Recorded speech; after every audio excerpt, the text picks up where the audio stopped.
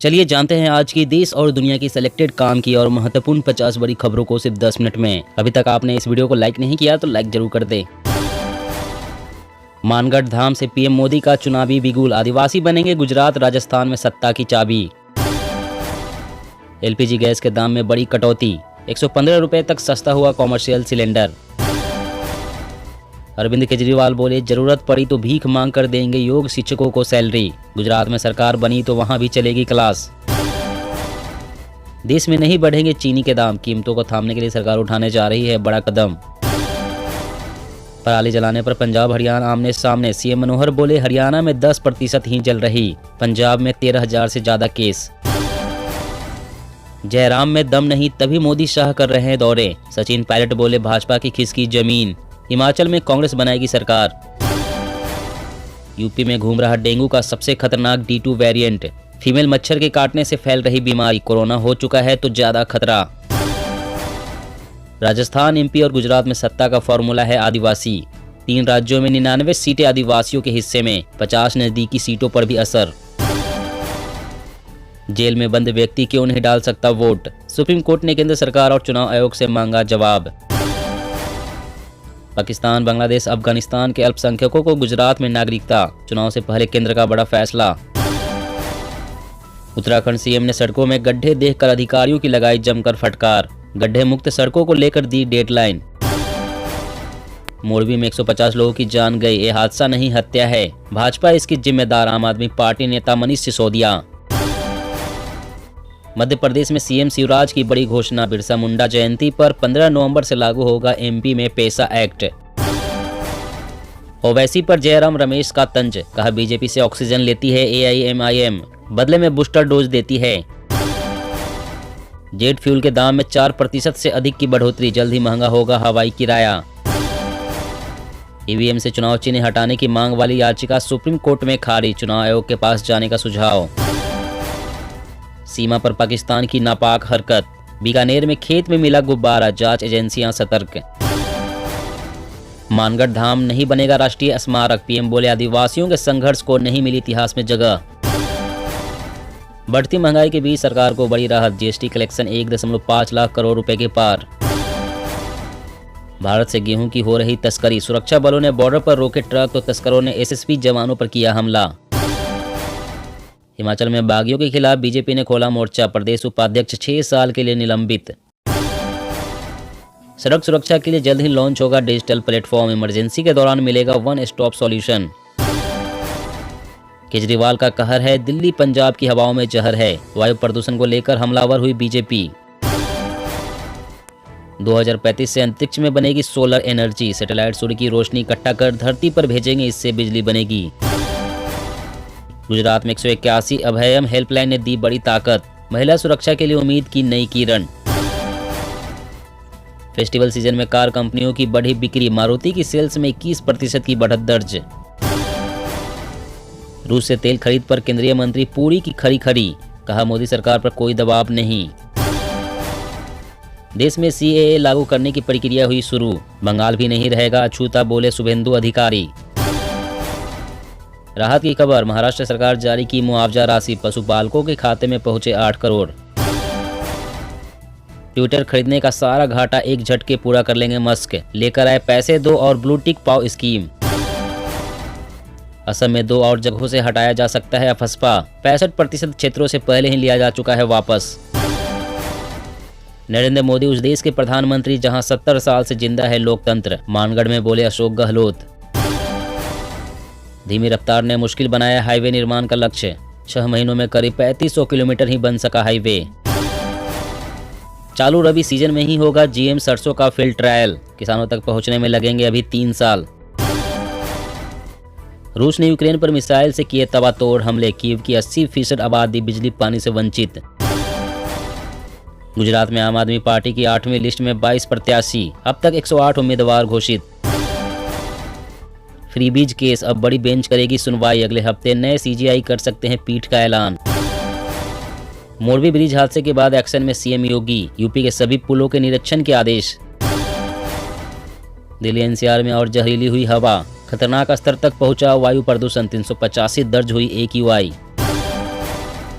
PM बनने का सपना देखने वाले अमेठी में अपनी सीट तक नहीं जीत सके। टीआरएस का राहुल गांधी पर पलटवार। छत्तीसगढ़ में अब एक कॉल पर घर बैठे बनेगा 5 साल तक के बच्चों का आधार कार्ड, तैयार रखे जरूरी दस्तावेज। युवाओं को रोजगार दाता बनाने के लिए मान सरकार का बड़ा प्लान, स्कूलों में शुरू होगी खास स्कीम।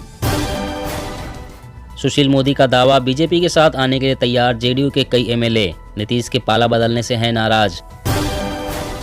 सीएम योगी आदित्यनाथ ने ग्रेटर नोएडा को दी 1670 करोड़ रुपए की सौगात, अब घरों में आएगा गंगा जल।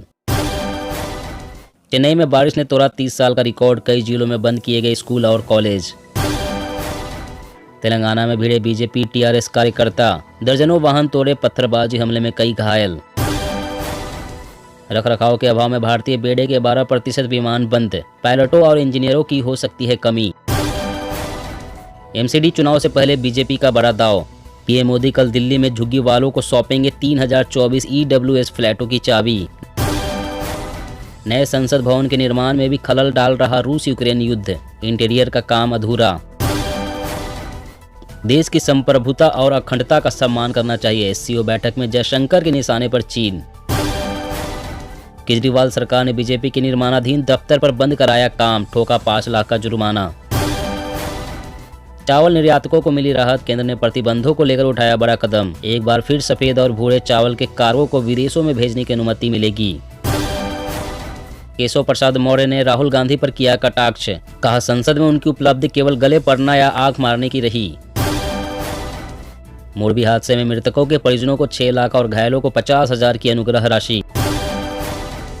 पंजाब सरकार के आंख मूंदे रहने से दिल्ली में बढ़ा है प्रदूषण, राज्य में पराली जलाने की घटनाएं बढ़ी। एक बार भाजपा बार बार भाजपा, बनाना है नया रिवाज, हिमाचल के चंबा में गरजे अमित शाह। मानगढ़ राष्ट्रीय स्मारक घोषित नहीं हुआ, गहलोत बोले गांधी के कारण आपका दुनिया में सम्मान, मोदी बोले आप सबसे सीनियर। रविवार का दिन हमेशा याद रखेंगे पुतिन, यूक्रेन ने चुन चुन के रूसी सैनिकों को दी मौत, अब तक 71,200 मरे। अक्टूबर में मैन्युफैक्चरिंग सेक्टर ने दिखाई मजबूती, कई नौकरियों में भी रिकॉर्ड तेजी दर्ज। सत्येंद्र को दिए 10 करोड़, आम आदमी पार्टी में पद के लिए दिए 50 करोड़, जेल में बंद सुकेश की चिट्ठी पर बवाल। मौसम अपडेट, तमिलनाडु समेत 5 राज्यों में रहने वाले लोग हो जाएं अलर्ट, 5 दिनों तक होगी भारी बारिश। जी हां दोस्तों, और भी बड़ी काम की खबरें निकल कर आ रही है, इसलिए वीडियो को लास्ट तक जरूर देखिएगा। तो चलिए दोस्तों, अब जानते हैं महत्वपूर्ण खबरों को विस्तार से। इससे पहले आपसे एक छोटी सी रिक्वेस्ट है, अगर आपने अभी तक इस वीडियो को लाइक नहीं किया तो लाइक जरूर कर दे। देश में नहीं बढ़ेंगे चीनी के दाम, कीमतों को थामने के लिए सरकार उठाने जा रही बड़ा कदम। जी हां, केंद्र सरकार देश में चीनी के रेट पर कड़ी नजर रख रही है। चीनी के दामों को बढ़ने से रोकने के लिए सरकार ने योजना बनानी शुरू कर दी है। सरकार घरेलू आपूर्ति सुनिश्चित करने और रेट को नियंत्रित करने के लिए सितंबर 2023 तक चीनी निर्यात कोटे में कटौती कर सकती है। सूत्रों के अनुसार सरकार 2021-22 में चीनी निर्यात कोटे को 11.2 मिलियन टन से घटाकर 9 मिलियन टन कर सकती है। भारत दुनिया में चीनी का दूसरा सबसे बड़ा उत्पादक देश है। मामले की जानकारी रखने वाले लोगों का कहना है कि सरकार उत्पादन की गति के आधार पर पहले चरण में 60 लाख टन और दूसरे चरण में 30 लाख टन चीनी के निर्यात की अनुमति देने पर विचार कर रही है। पहले भारत से चीनी निर्यात पर किसी तरह का प्रतिबंध नहीं था, लेकिन सरकार ने पिछले साल घरेलू बाजार में चीनी की सप्लाई सुनिश्चित करने और कीमतों को काबू रखने के लिए चीनी निर्यात की सीमा निर्धारित कर दी थी। और अगली बड़ी खबर की बात करें तो पराली जलाने पर पंजाब हरियाणा आमने सामने। सीएम मनोहर बोले हरियाणा में 10% ही जल रही, पंजाब में 13,000 से ज्यादा केस। जी हां, खेतों में जल रही पराली के प्रदूषण को लेकर पंजाब और हरियाणा फिर आमने सामने आ गए हैं। हरियाणा के सीएम मनोहर लाल खट्टर ने दिल्ली और एनसीआर के शहरों में बढ़ रहे वायु प्रदूषण के लिए पूरी तरह से पंजाब को जिम्मेदार ठहराया है। मनोहर लाल ने कहा है कि पड़ोसी राज्य के मुकाबले हरियाणा में मात्र 10% ही पराली जल रही है। उन्होंने कहा कि हरियाणा में 2021 में अब तक 2561 पराली जलाने के मामले आए थे। इस साल अब तक 1925 मामले देखे गए हैं। वहीं पंजाब में इस अवधि तक 13,873 पराली जलाने के मामले सामने आ चुके हैं।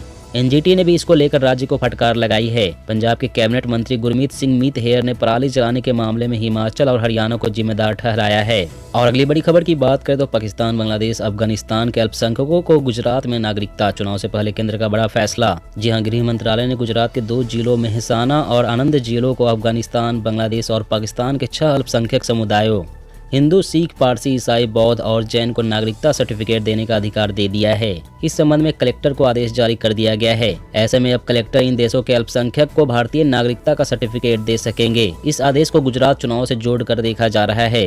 गृह मंत्रालय की तरफ से यह आदेश 1955 के नागरिकता अधिनियम के तहत जारी हुआ है। यह आदेश विवादास्पद नागरिकता संशोधन अधिनियम यानी CAA 2019 से संबंधित नहीं है, क्योंकि CAA अभी देश में लागू भी नहीं हुआ है। और अगली बड़ी खबर की बात करें तो सड़क सुरक्षा के लिए जल्द ही लॉन्च होगा डिजिटल प्लेटफॉर्म। इमरजेंसी के दौरान मिलेगा वन स्टॉप सॉल्यूशन। जी हां, इंटरनेशनल रोड फेडरेशन जल्द ही एक डिजिटल प्लेटफॉर्म लॉन्च करने वाली है, जहां यूजर्स रोड सेफ्टी से जुड़ी हर एक जानकारी को एक्सेस कर पाएंगे। यहां तक कि इस मंच के माध्यम से यूजर्स अपने ड्राइविंग लाइसेंस की आखिरी तिथि, सेफ ड्राइविंग स्कोर जैसे तमाम फीचर्स का लाभ उठा सकेंगे। फेडरेशन का कहना है कि यह प्लेटफॉर्म ठीक उसी तरह है जैसे कोविड वैक्सीन इंटेलिजेंस नेटवर्क काम करती है। यहाँ रोड संबंधित हर एक प्रॉब्लम का वन स्टॉप सॉल्यूशन मिलेगा।